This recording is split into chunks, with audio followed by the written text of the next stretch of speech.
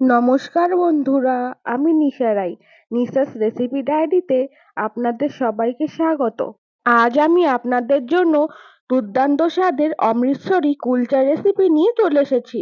এক ফোঁটাও তেলের ব্যবহার না করে জল দিয়েই সহজে এই কুলচা তৈরি করে নিন বাড়িতে। কিভাবে বাড়িতে পারফেক্ট আলু কুলচা তৈরি করবেন তা জানতে হলে সম্পূর্ণ রেসিপিটা ধৈর্য ধরে দেখতে হবে। চলুন তবে দেখে নেওয়া যাক কিভাবে এই রেসিপি খুব সহজেই বাড়িতেই তৈরি করা যায়। প্রথমেই একটা কুলচার ডো বানিয়ে নিতে হবে, তাই আমি এখানে 1 কাপের মতো উষ্ণ গরম জল নিয়েছি আর নিয়েছি 1/2 কাপের মতো লিকুইড গরুর দুধ। এই গরুর দুধকে আগে থেকে আমি জাল দিয়ে রেখেছিলাম। এবার এই রেসিপির জন্য লাগবে টক দই। আমি এখানে 4 চামচের মতো টক দই ব্যবহার করেছি। টক দইয়ের পরিমাণ খুব বেশি ব্যবহার করা যাবে না। আমি 400 গ্রামের মতো ময়দা নিয়েছি, তাই আমি 4 চামচ টক দই ব্যবহার করেছি। অতিরিক্ত টক দই ব্যবহার করলে কুলচার ডো টক হয়ে যাবে, তখন আর খেতে একদম ভালো লাগবে না। এবার এই সমস্ত কিছু একটা স্পুন দিয়ে ভালো করে মিশিয়ে নেব। ভালো করে মিশিয়ে নেওয়া হয়ে গেলে এখানে দিয়ে দেব 1 চামচের মতো বেকিং পাউডার আর 1/2 চামচের মতো বেকিং সোডা। বেকিং সোডার পরিমাণ বেকিং পাউডারের অর্ধেক ব্যবহার করতে হবে। এবার এই সমস্ত উপকরণ আরো একবার ভালো করে মিশিয়ে নিয়ে এখানে দিয়ে দেব স্বাদ মতো নুন। এবার একটা চালনি দিয়ে সমস্ত ময়দাগুলোকে একটুখানি চেলে নিয়ে তারপর ব্যবহার করব। আপনারা এই রেসিপিটা ময়দার পরিবর্তে আটা দিয়েও তৈরি করে নিতে পারেন, বা আটা আর ময়দা দুটোই একত্রে মিশিয়ে তারপর তৈরি করতে পারেন। যারা হেলদি খাবারের সন্ধান করছেন তারা এই রেসিপিটা অনায়াসেই তৈরি করতে পারেন, কারণ এখানে তেল ছাড়াই তৈরি করা হবে। আপনারা আটা কিংবা ময়দা যেটাই ব্যবহার করুন না কেন একটু চেলে নিয়ে তারপর ব্যবহার করার চেষ্টা করবেন। এবার সুন্দর একটা ফ্লেভারের জন্য আমি এখানে 1 চামচ ঘি ব্যবহার করেছি। এবার সমস্ত উপকরণকে একত্রে ভালো করে মেখে নেব।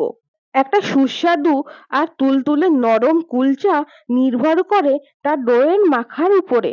কুলচার ডো যত ভালো করে মাখা হবে কুলচাও খেতে তত বেশি টেস্টি হবে। আর এই কুলচার ডোটা মাখার জন্য আপনাদের ধৈর্য ধরে হাতে কিছুটা সময় নিয়ে সম্পূর্ণ ডোটা মেখে নিতে হবে। ডোটা মাখার সময় প্রথমের দিকে কিছুটা নরম আর হাতের মধ্যে লেগে যাবে, কিন্তু এতে ভয় পাওয়ার কোনো কারণ নেই। কিছুক্ষণ ধরে মাখার পর ডোটা আস্তে আস্তে শক্ত হয়ে যাবে। যদি ডো খুব বেশি নরম মনে হয় তাহলে সামান্য ময়দা মেশাতে পারেন, কিন্তু খুব বেশি ময়দা মেশাতে যাবেন না। আর এই ময়দার ডোটা মাখার সময় কোনো বড় পাত্র নেওয়ার চেষ্টা করবেন, এতে কুলচার ডোটা মাখার সময় আপনাদের সুবিধা হবে। আমি প্রায় 20 মিনিট সময় নিয়ে সমস্ত ডোটা ভালো করে মেখে নিয়েছি। আপনারা এখন দেখে বুঝতেই পারছেন ময়দার ডোটা কত সুন্দর সফট ভাবে মাখা হয়েছে, এখন আর হাতে একটুখানিও লাগছে না। বিখ্যাত অমৃতসরি কুলচা খাওয়ার জন্য আপনাদের একেবারেই অমৃতসরে যেতে হবে না, খুব সহজেই বাড়িতে তৈরি করে খেতে পারবেন। ময়দা ভালো করে মাখা হয়ে গেলে একটুখানি সমান করে উপর থেকে কিছুটা ঘি মাখিয়ে রাখবো, এতে উপরের লেয়ারটা একেবারেই শক্ত হবে না আর ময়েশ্চার সম্পূর্ণ বজায় থাকবে। এবারে ডোটাকে ঢেকে আরো 20 মিনিটের জন্য রেস্টে রেখে দেব, যাতে ময়দার ডোটা ভালো করে সেট হতে পারে।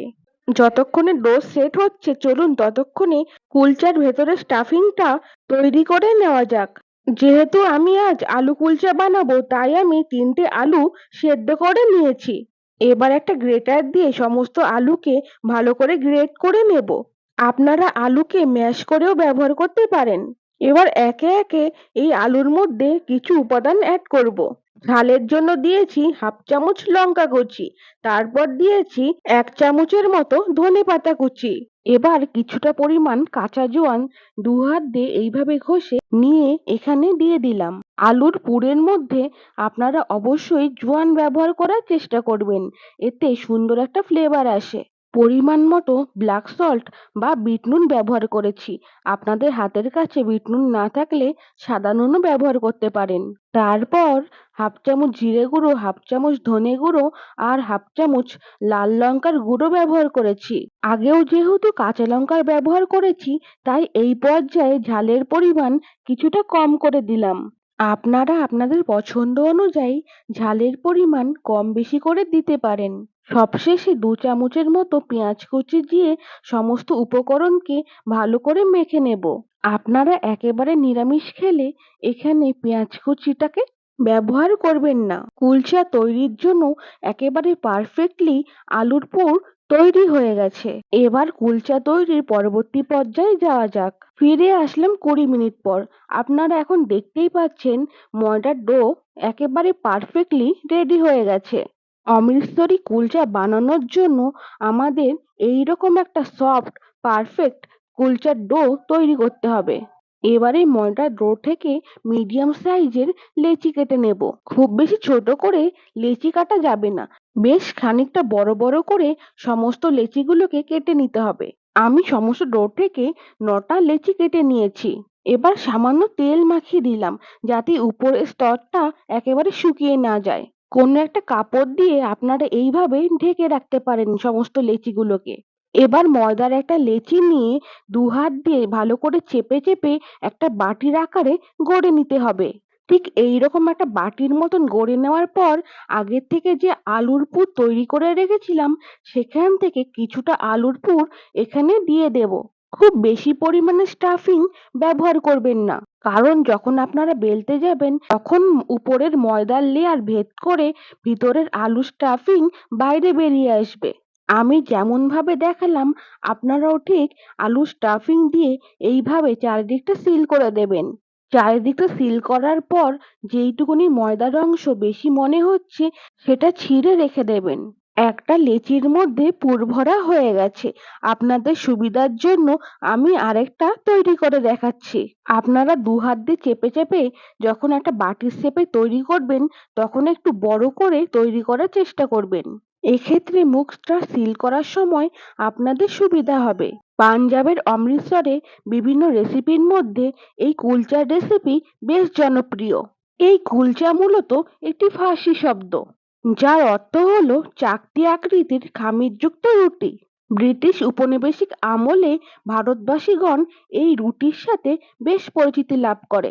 মহারাজা রঞ্জিত সিং এর শাসনকালে একজন বাবুর্চি মৌরির বীজ এবং কিছু গোপন মশলা দিয়ে ছোলা গজানো জল দিয়ে একটা রেসিপি তৈরি করেছিলেন। তাতে ময়দা মেখে বেক করা হয় ওভেনে। এবার একটা পাত্রের মধ্যে কিছুটা পরিমাণ জল নিয়ে তাতে হাফ চামচ লবণ দিয়ে মিশিয়ে নিয়েছি। কিন্তু এই লবণ জল আমি কেন বানিয়েছি সেটা জানতে হলে আপনাদের একটু অপেক্ষা করতে হবে। এবার কুলচাগুলোকে বেলে নেওয়ার পালা। আপনারা কুলচাগুলো যেখানে বেলবেন সেখানে আগে থেকে একটু অয়েল ব্রাশ করে নেবেন। এতে কুলচা বেলে নেওয়ার সময় সারফেসের মধ্যে একেবারে লেগে যাবে না। বেলার সময় একেবারে তাড়াহুড়ো করা যাবে না, আলতো হাতে সমস্ত কুলচাগুলোকে বেলে নিতে হবে। আর এই কুলচাগুলোকে বেলে নেওয়ার সময় একটা কথা মাথায় রাখতে হবে, মাঝের থেকে সাইডের দিকে টেনে টেনে বেলে নিতে হবে। এতে ভেতরের পুর চারিদিকে ভালো করে ছড়িয়ে পড়বে। এবার আগে থেকে যে নুন জল বানিয়ে রেখেছিলাম সেখান থেকে সামান্য একটু জল হাত দিয়ে সমস্ত কুলচার উপরে ভালো করে লাগিয়ে দিলাম।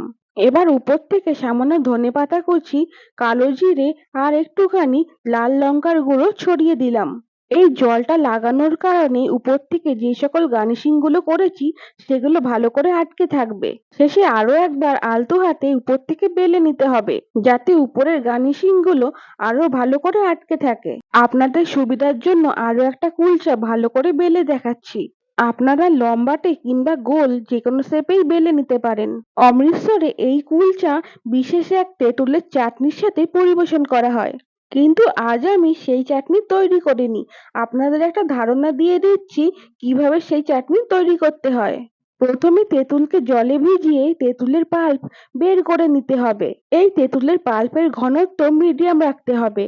তার মধ্যে একে একে পেঁয়াজ কুচি, ধনেপাতা কুচি, কাঁচা লঙ্কা কুচি, আদা কুচি আর কিছুটা পরিমাণ সেদ্ধ আলু কিউব করে দিতে হবে। তারপর কিছুটা পরিমাণ ভাজা জিরের গুঁড়ো, চিনির গুঁড়ো আর ঠান্ডা জল দিয়ে মিশিয়ে নিলেই তৈরি হয়ে যাবে তেঁতুলের চাটনি। এবার এই কুলচাগুলোকে ছেঁকে নেওয়ার জন্য গ্যাস ওভেনে একটা তাওয়া বসিয়ে ভালো করে গরম করে নিলাম। যখন তাওয়া ভালো করে গরম হয়ে যাবে, আগে থেকে যে নুন জলের মিশ্রণ বানিয়ে রেখেছিলাম সেই জল অল্প অল্প করে সমস্ত তাওয়ার মধ্যে ছড়িয়ে দিতে হবে। তারপর বেলে নেওয়া কুলচাটা দিয়ে দিলাম তাওয়ার মধ্যে।